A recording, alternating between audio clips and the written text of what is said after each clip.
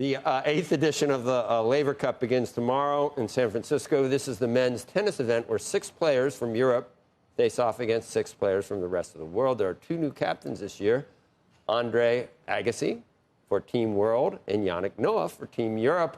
Ahead of the tournament, Andrew spoke with the co-founders of the Laver Cup, Tony Gotzik, and tennis legend Roger Federer. How is it going to feel different this year, you think?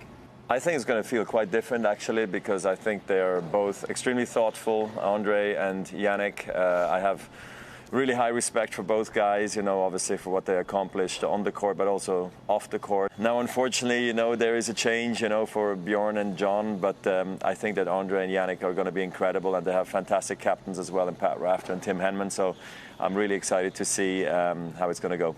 We just had the U.S. Open, and it feels like we have a new era upon us. I don't know if you agree with this, but when you think about, you know, the big 3, you know, not being there, and then, or not winning, I should say, and then Alcaraz and Sinner, it just feels like we're at this inflection point.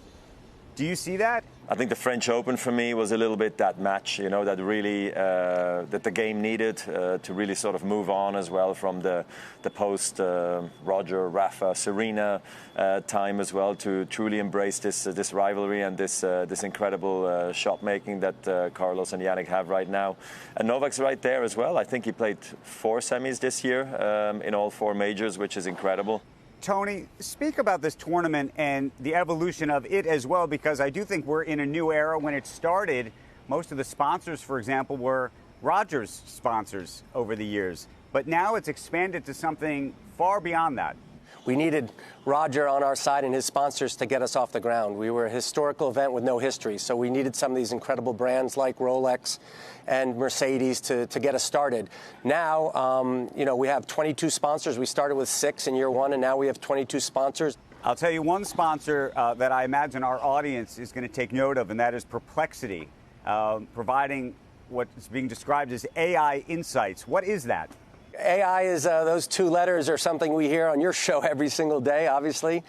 Perplexity is going to come in and help add, you know, we're in San Francisco, which is the technology hub of the world. Innovation is happening here daily, and so Perplexity is going to come in and help power the event.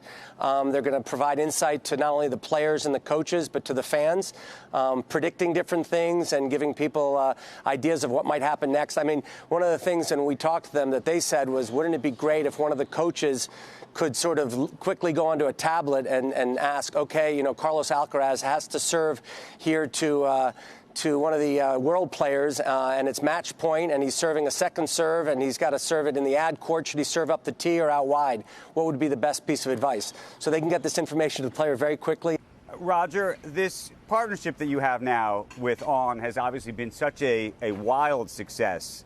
And I'm curious if you can go back in time and just help us understand, when you officially did leave Nike and you think about, you know, the Uniqlo deal and then ultimately this On deal, which, you know, by all accounts, you know, has been worth more than maybe all of the winnings on the court for you.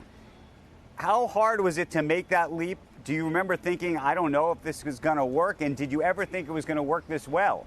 No, I never thought it was going to work this well, and I never... all I thought was it'd be cool to work with a Swiss brand, help the guys out, because actually we started working on a shoe before I even had a deal with On, because I thought it'd be nice to help a Swiss brand out in a market I thought that was incredibly difficult to succeed. So now you could think I was a little naive of what I did, or had a good sense, I'm not sure. But, you know, I did hope that they were going to be successful, but never at the speed like that, you know. I didn't know that a brand could grow this quickly. It's been a wonderful journey, and obviously still so much more ahead. I mean, the numbers are incredible, and we hope we can keep going, and obviously also potentially enter new sports, obviously, if we want growth. Finally, got to ask you, Roger, I don't know what you're thinking. Would you ever start a senior tour with Rafa? Yeah.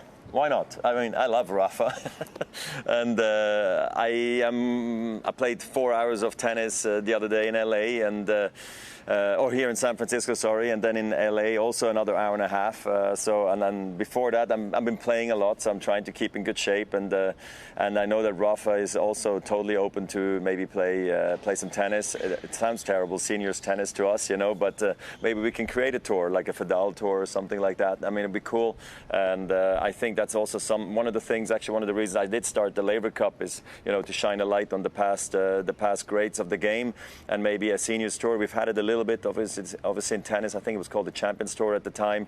It did exist, but I think there is a lot of appetite for seeing past champions in tennis as well. So I could maybe look into that as well with Rafa for sure.